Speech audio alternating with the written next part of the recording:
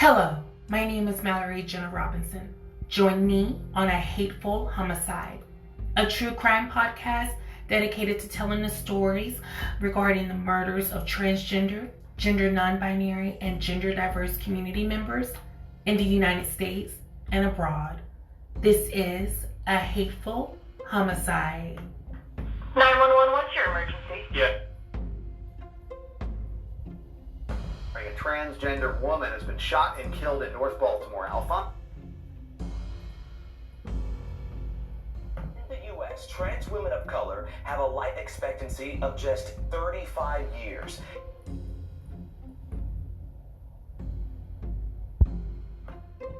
This happens on a daily. Another one of my friends got killed right up the street from here. These cases are true. The victims are real, and their voices matter. This is A Hateful Homicide.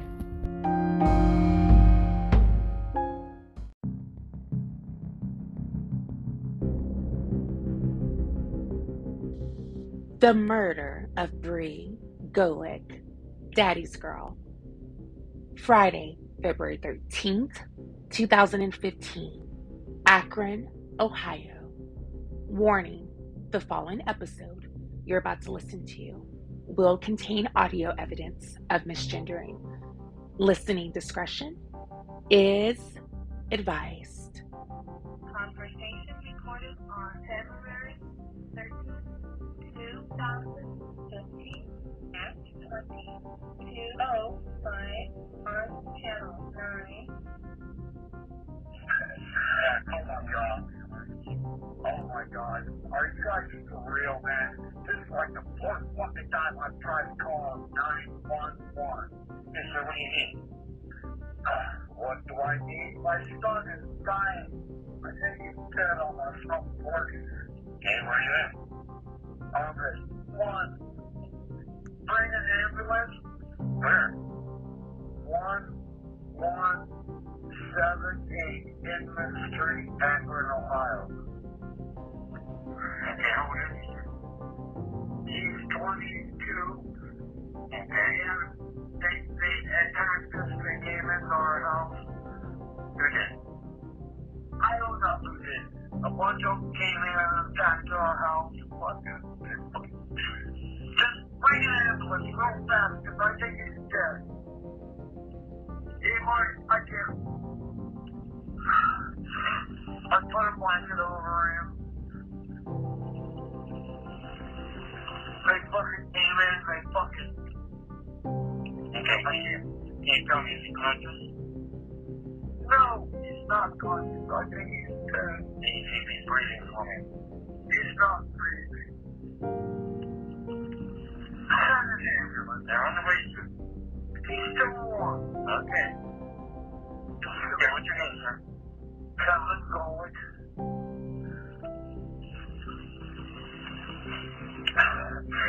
He's into a cold and all this shit. These guys came in. I fought them off. They got him, they got me. Okay, so I got police coverage on the way out there, right? Alright.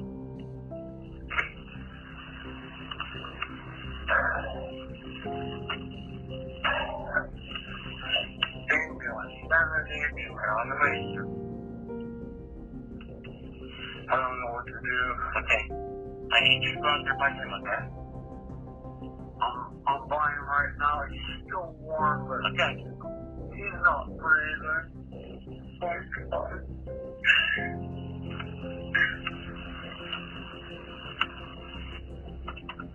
Oh my God, they fucking came in here. He's part of a cold shit that I don't even have nothing to do with. Ship that over, sir.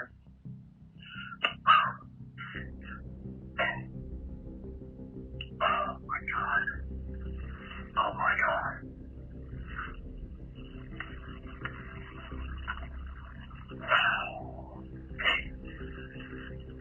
Oh my God.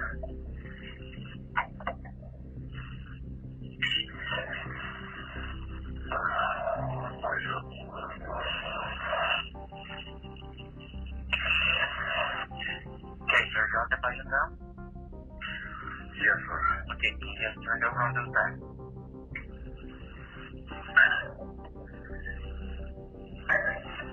It's cold. Yeah, you ain't turned over. Oh my God. I'm fuzzy on it.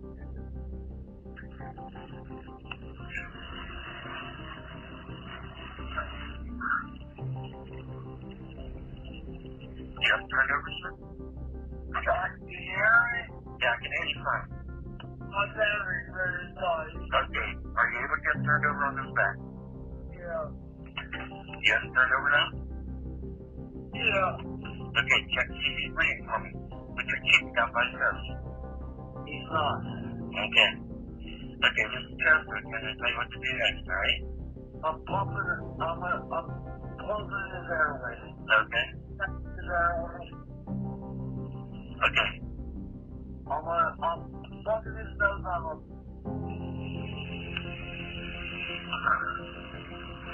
Okay, get your hand. Put one hand on his forehead, the other one underneath his neck, okay? Underneath his neck? Right. So stand back.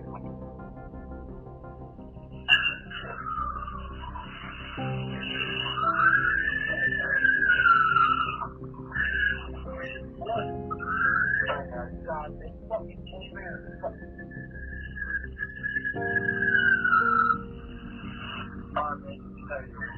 Okay, is that with you? Probably? Yeah, they fucking came in. Alright, why don't you step back, man? Hey, we're at here. Take a shot. Yeah. This is fucking insane. Okay, so let's stop there. It's Friday, February 13th, 2015, in the city of Akron, Ohio. It would be the backdrop of one of the most saddest homicides to take place in Akron. 22-year-old transgender female and gender non-conforming young adult, Bri Golec, was sharing a home with her 53-year-old cisgendered white male father, Kevin Golec. On Friday the 13th, that February 13th of 2015, around 10 p.m., a 911 call comes out to the Summit County Sheriff's Department. It's Kevin.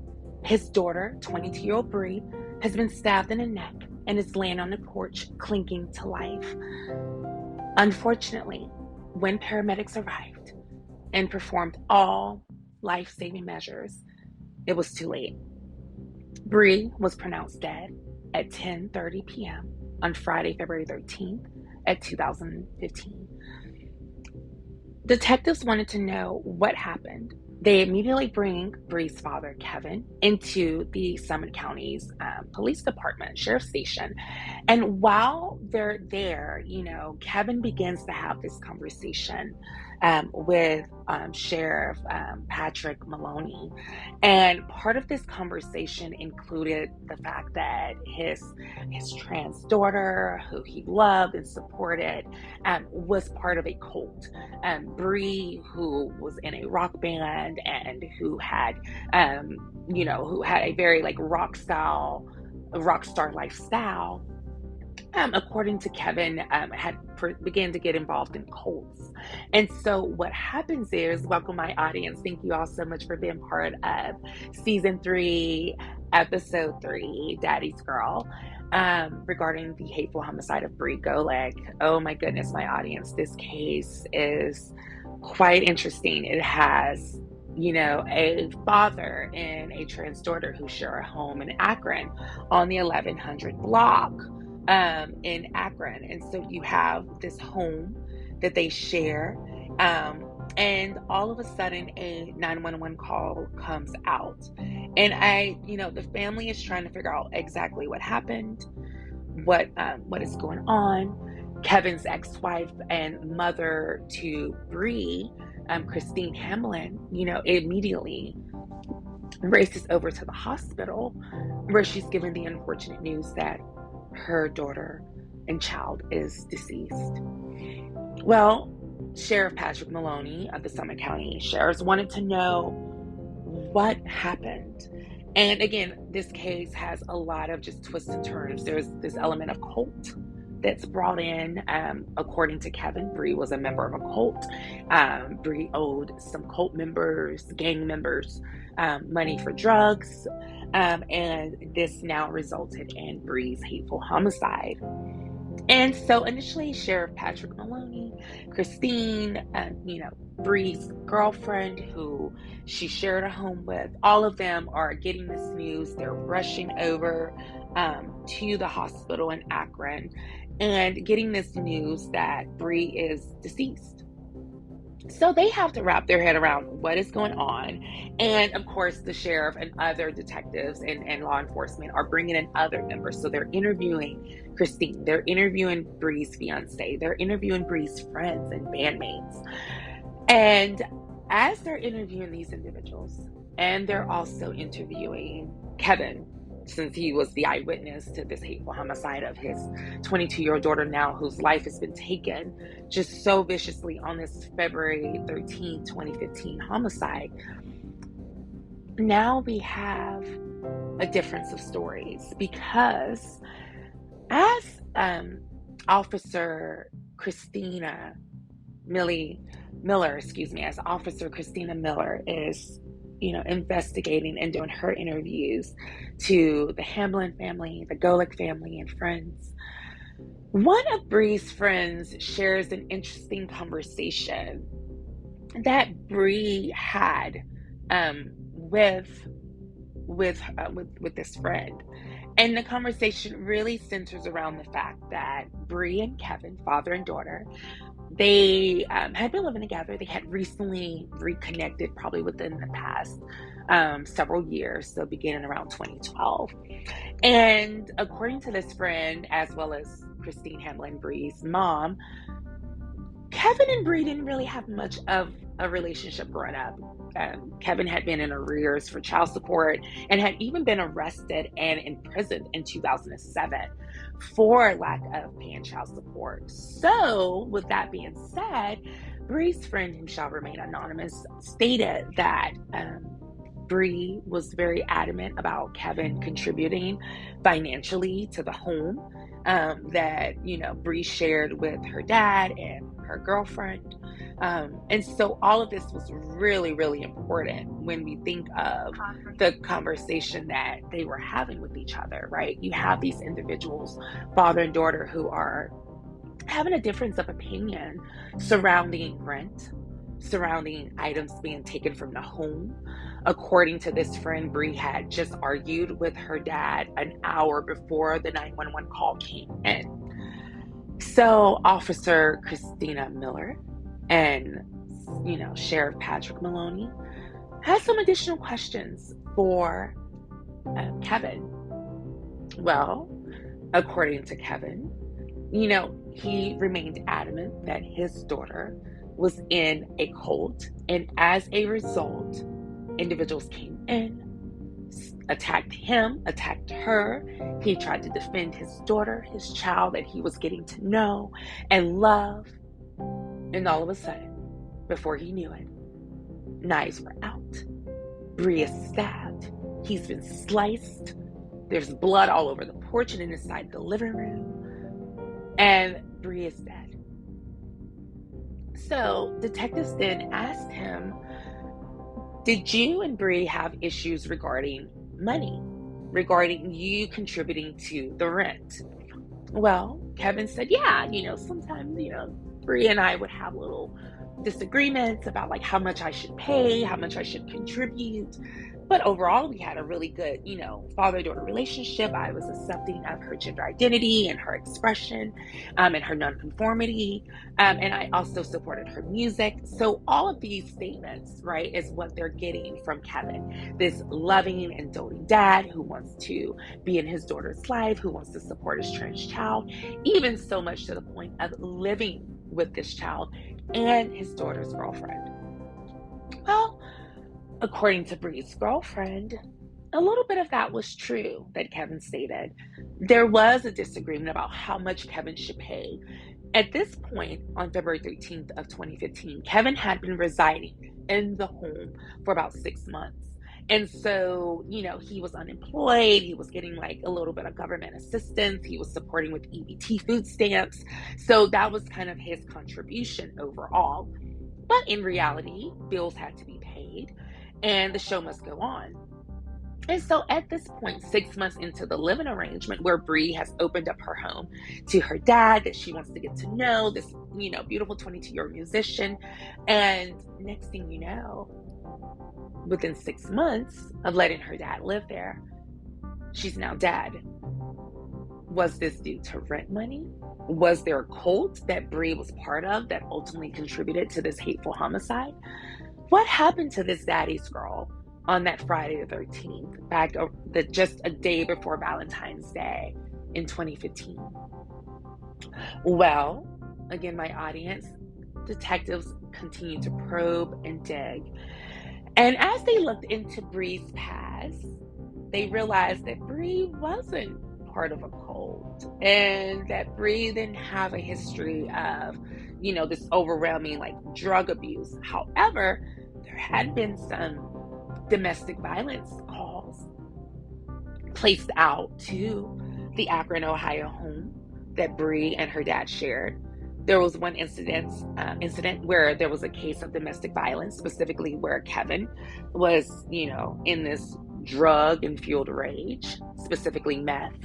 And he, was confronted by Bri and her partner just about a month before the hateful homicide pertaining to rent and contribution for the 2015 year.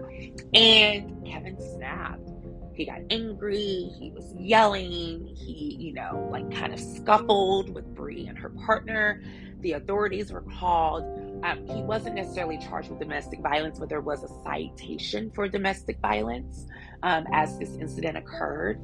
He was welcomed back into the home a couple of weeks later. He was placed in like a, kind of drug treatment facility to kind of detox and all of those things. And so, by February 1st of 2015, just, under 2 weeks before the hateful homicide of Bri, before we know it, he's in this, back living with Bri, and they are sharing space. And unfortunately, things did not get better. As a matter of fact, my audience, things got worse. So much to the fact that Bri and Kevin were arguing daily. And it got to the point where, Bri's partner felt that she needed to stay somewhere else for a little bit, while Bri really tried to navigate this living arrangement with her dad. She was torn, right? She wanted to get to know her dad, but at the same time, she knew that her dad wasn't contributing financially to the household. And as much as groceries are, pivotal to survival, it does not pay the rent. So again, Bri's partner just, took a moment to just, let Bri and her dad figure out what was going on. And within this time frame of a week that we have, from around February 8th to the 13th, where, it was just Bri and her dad, unfortunately, Kevin continued to do drugs. Kevin continued to get angrier. He knew his time in the home that he shared with Bri was coming to an end. And what does he do? Well, he decides to take matters into his own hands. After about a day or so, and he's been in this interrogation room in the Summit County Jail, he feels the pressure from Sheriff Patrick Maloney, Officer Christina Miller. He feels this pressure from them. And he ultimately begins to change his story. And he says, well, Bri and I, we fought daily about money, about me living here. I was put out once, and then, she allowed me to come back. I made her partner uncomfortable. The partner left. We were still trying to figure things out. But I knew that I was going to be kicked out of the home. I was going to be evicted. And I was okay with that, according to Kevin. Well, Sheriff Patrick Maloney wasn't quite convinced that Kevin was telling the truth. He knew that he was onto something, that Kevin was starting to get a little bit closer as to what was really going on. So now we are starting to get away from this idea of a cult, of Bri being part of this cult, as there has been no evidence to support that, not only through the Akron PD's investigation, but also just from forensics and cell phone records and conversations with witnesses and family members who knew Bri. There was no evidence of Bri ever being in a cult. So when confronted with this evidence, Kevin backed into a corner.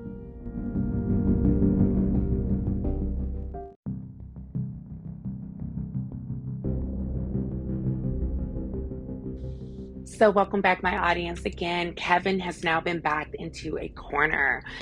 And he ultimately admits that his cult story was just that, a hoax. It was not the truth at all. As a matter of fact, Kevin made the whole thing up. It was him. He was responsible for the hateful homicide of his own daughter, Bri Golec. Child to death tells police that son was in a cult. An Ohio man has been charged with murder after police said that he stabbed his 22-year-old gender non-conforming child to death during an altercation. In a statement on Sunday, Trans Ohio said that it was saddened to learn of the murder of Bri Golec, a 22-year-old trans woman who resided in Akron, Ohio. Jacob Nash, the head of an Akron support group for transgender people, told the Akron Beacon Journal that he was devastated by the fact that this young woman who had so much potential and so much ahead of her. She had come to the support group several years ago and started coming back again more recently, he added. But as the Pittsburgh Lesbian Correspondence blog noted, nearly every local media outlet had described the killing by referring to the victim as the son of Kevin Golec. Friends have disputed that the victim identified as a transgender woman. Did Brian at one time identify as Bri? Yes. However, within the last year or so, he identified as Brian, and if I had to put a label on him, something he would hate, by the way, he would identify as an androgynous pansexual man, Ackerman, who was in a band with Golec, told Raw Story in an email. What we do know is that Golec was a drummer and an artist at Golec's. Gender presentation was at least occasionally feminine, and that Golec's life was extinguished far too soon. The Human Rights Campaign said, regardless of whether Golec was transgender, genderqueer, or otherwise gender nonconforming, Golec joins a staggeringly long list of LGBTQ individuals who have been murdered in 2015, including transgender women Lamia Beard, Ty Underwood, Yasmin Vash Payne, Taha Gabrielle De Jesus, and Penny Proud. According to Cleveland.com, Akron police said Kevin Golec lied to 911 dispatchers when he called officers to his home at around 10 p.m. on Friday. Oh my God, are you guys for real, man? Kevin Golec asks the dispatcher at 911 recording. This is like the fourth effing time I've tried to call 911. The father went on to explain that his son is dying on his front porch. They attacked us. They came into our house, he says. I don't know who did. A bunch of them came in and attacked us in our house, F. King. Just bring an ambulance. Because I think he's dead. He's into a cult and all this SHT, the father continues. These guys came in. I fought them off. They got him. They got me. When detectives arrived, however, they found that Kevin Golec had stabbed Brian to death. The victim was pronounced dead at the scene. Kevin Golec was charged with murder and felony domestic violence. Local activists told the Pittsburgh Lesbian Correspondence blog that Kevin Golec might have been referring to the transgender support group as a cult. In the obituary, the family continued to refer to the victim as Brian. Brian K. Golec, 22, of Akron, went to be with our Creator on February 13, 2013, the obituary said. He was a deeply spiritual and artistic person.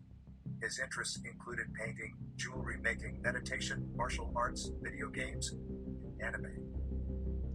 And so what you could hear, my audience, is from Raw Story here is this incredible tale where Kevin has now even correlated, right, possibly the reason that the cult was actually this trans support group that Bri was part of. As you heard in that audio clipping, there has been some debate, especially more so amongst Kevin's family and friends, as well as Bri's family and friends, surrounding if Bri identified as a trans woman.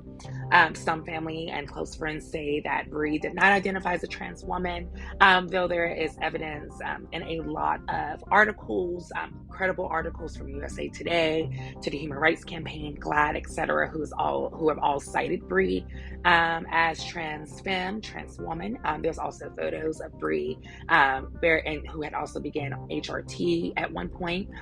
But again, by the end of her life, was that how she was identifying and expressing? As we know, as trans folks, our gender identity and expression can be very fluid.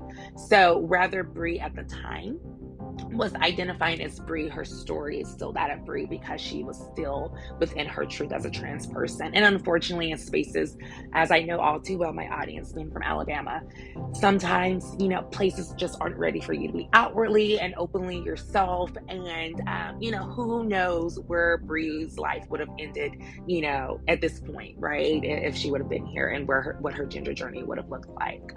But nonetheless, it is important to make sure that we understand that Kevin, lied openly and to the police, as well as you heard in that 911 call in the beginning of the episode.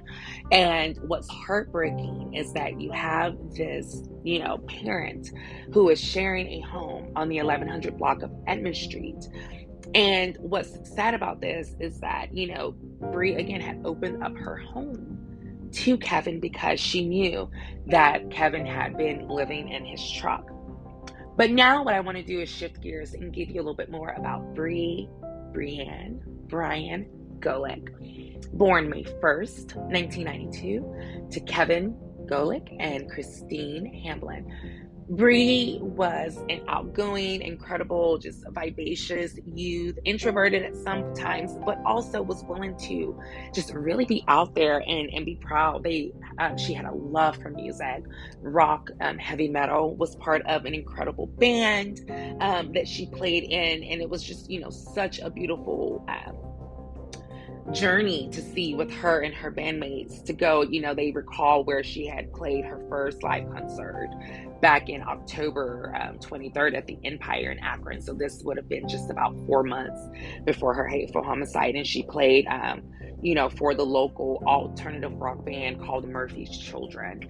So these bandmates really recalled just this experience with Bri, and just really understanding who Bri was. Bri's mom, Christine, who Bri was very close with, who was the sole parent for so long, recalls that that Bri loved to make jewelry, as you heard, and was also really into art and video gaming and anime and comics. And so Bri was very much into that cosplay, gamer scene, rocker music, but at the same time was head over heels in love with her partner. And they were, together. This was a cis woman and who shall remain anonymous, and also who was openly in a relationship with Bri and very proud. And the two were engaged as well prior to the hateful homicide on February 13th of 2015. And so you have these series of events that have just led to Bri now being stabbed in the neck 4 times and in the back.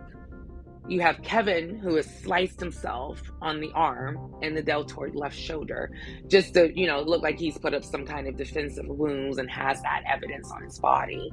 However, between the, testimonies from Bri's friends who had testified, in court that Bri also was, has stated again that she was in fear of her life. All of this ultimately came into play. But again, Bri just, was so full of life. She wanted to get to know her dad, very much so. The two didn't have much of a relationship. Kevin and Christine had ended very well early into the late 90s, around 1998. So after that, pretty much for the next 18 years on and off, Kevin and Bri would have this in and out father and daughter relationship. Christine, tirelessly, put in so much effort to make sure that Kevin would be a dad to Bri, as well as support financially for their child. Unfortunately, it wouldn't come to be. As hard as Christine tried, and she tried, to get Kevin to pay child support, to contribute to, Bri's upbringing. Unfortunately, Kevin was too, consumed with drug usage and partying and other, things in his life at that time. He wasn't in the mood to be a dad. And with that being said, he wasn't in the mood to contribute financially as a dad should. And so these things all boiled over on February 13th of 2015, where you have Bri and Kevin who have not only argued about the lack of rent that Kevin is paying, but they're also disagreeing about the trauma that Bri has went through. The fact that Kevin has never contributed financially to Bri's upbringing, which is something that Bri would bring up in disagreements that Kevin would have with Bri, especially over rent, right? So Bri would say, you don't even want to help me with the rent. It's the least that you can do, considering the fact that you've never contributed to child support. So those kind of arguments would really just, you could sense the sense of anger and frustration and grief and trauma that Bri had been enduring. She loved her dad. But she knew that her dad was a drug abuser. And as a result, Kevin, who, maybe in some distorted way loved his child, did not know how to love his child. He did not know how to be an active and caring and compassionate parent. The drugs consumed him. And so much to the fact to where he would then go and create a story stating that his child is part of a cult, a trans cult, and therefore that cult is what is responsible for his daughter's hateful homicide, all to cover up his greed, his willingness to want to stay in the home now that he has gotten Bri out of the way. And all he has to do is to convince Sheriff Patrick Maloney and Officer Christine Miller that he's innocent, that a cult came in, took his daughter's life, and now he is left picking up the pieces. Well, unfortunately for Kevin, Sheriff Patrick Maloney and Officer Christine Miller did not believe it. And because they did not believe the story, Kevin ultimately confessed that on the night of February 13th, 2015, it was around 9:30 p.m., he and Bri had began an argument again. They had just argued an hour before around 8 p.m. about the same thing. And Bri was ready to continue. Bri was pretty much ready at that point on that Friday night to get her dad out of the house and to bring her fiance back in. And Kevin was not hearing it. He refused to go back to his truck and sleep in the passenger seat. He knew that once he was put out of the home this time, that this was the last time. After his hateful words, his transphobic speech and slurs to Bri and her partner just a month before the hateful homicide in January of 2015, Kevin knew he was on thin ice. And what happens when you're on thin ice? It cracks. And so did Kevin.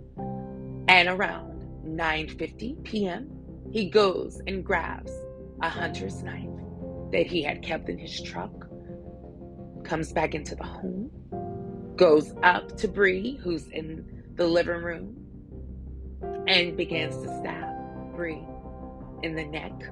Instantly, blood begins to squirt out. This victim falls to the ground. And what does Kevin do? Make sure that Bri is dead. Stabs again and again and again for 4 total times. And if that wasn't enough, in this drug-fueled anger, rage, Kevin then stabs Bri in the back. The ultimate betrayal that this daddy's girl entrusted to her father, Kevin. She loved her father.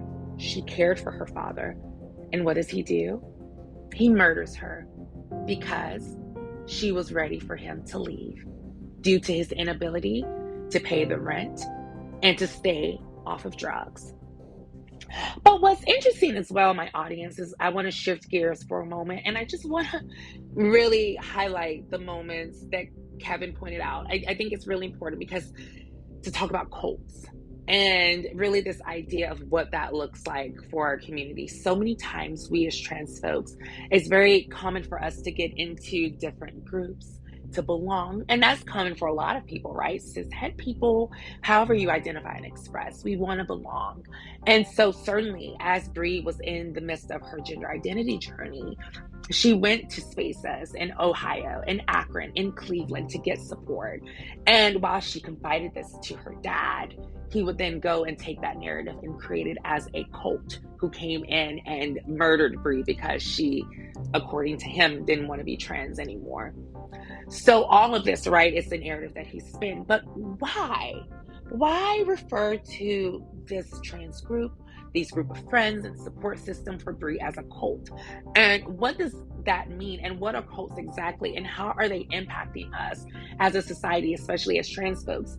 As we know historically from the 1969, Sharon Tate murder, the La Bianca Tate murders with Charles Manson and the Manson family, the cult phenomenon has become very powerful and pivotal from, you have true crime cults to, extraterrestrial cults.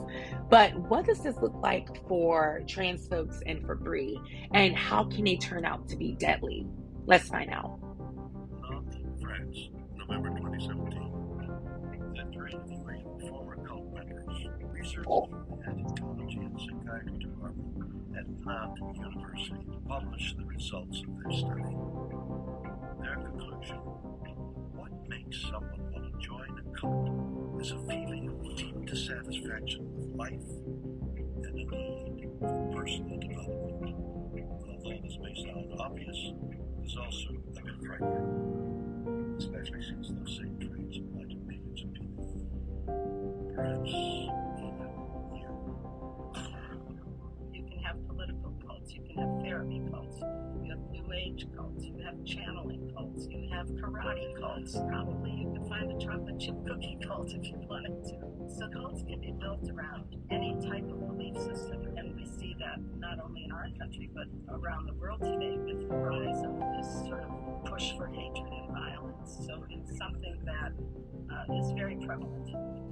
Unfortunately, this will not stop. I don't want to be naive. In our organization, we receive about 5 to 10 cult-related complaints a day from families of the victims, and they all surround the same place. And we find out that 7% of our society are psychopaths and sociopaths. And worse than that, 25 to 30% of our society, families, somehow directly or indirectly are suffering from old abuses. Each one of us can be susceptible to falling prey to any of these cult-like groups because every single one of us is seeking meaning. We want to understand the big questions of life. We want to know why we're here. We want to have a sense of direction. We want to have a sense of community. We want to be a part of something. And that's what a cult offers you. It offers you all of the things that you're looking for, except it's a wolf in sheep's clothing. One of the difficulties is pulling yourself out, because if you look in long enough and you're deep enough, you don't have a way out. And so I encourage people to be supportive of former members, to be sympathetic, don't be judgmental. People join cults because they wanted to improve themselves. They had no idea they were falling into these traps or vortexes of pain and torture. So, could you be a member of a cult right now, even as we speak? No. Don't kid yourself. Anyone who joins others in the collective demonstration of shared needs could find themselves in a cult. But whether that cult is benign or deadly is the bigger question. Hopefully you or someone else won't have to die.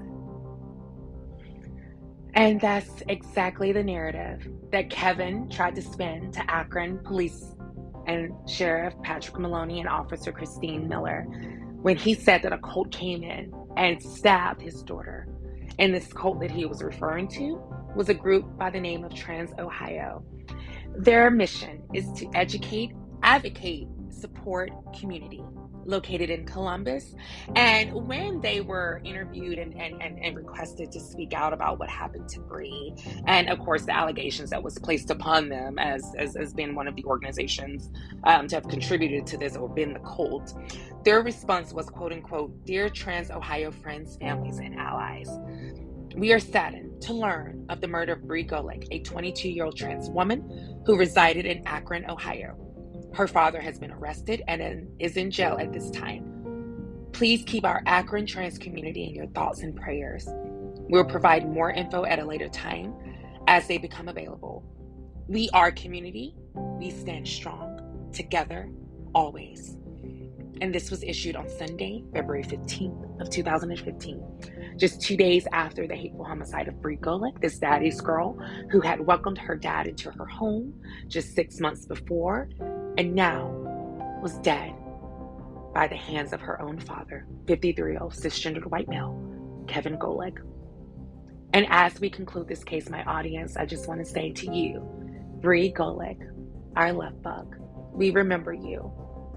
Yesterday, today, tomorrow, forever and always.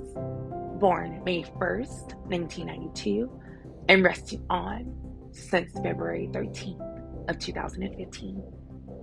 Thank you all so much, my audience, for tuning in. My name is Mallory Jenna Robinson, host of A Hateful Homicide. Please follow us on Instagram at A Hateful Homicide. You can follow me at Mallory Jenna 90. Please also check out our website at ahatefulhomicide.net. You can listen to us on Spotify, Apple Podcasts, and other podcast platforms, and use the hashtags A Hateful Homicide, True Crime Podcasts, Trans Awareness, Say Their Names, and Suspenseful Saturdays. I'll see you next Saturday at 12 p.m. Pacific Standard Time for Season 3, Episode 4. Thank you so much and enjoy the rest of your day.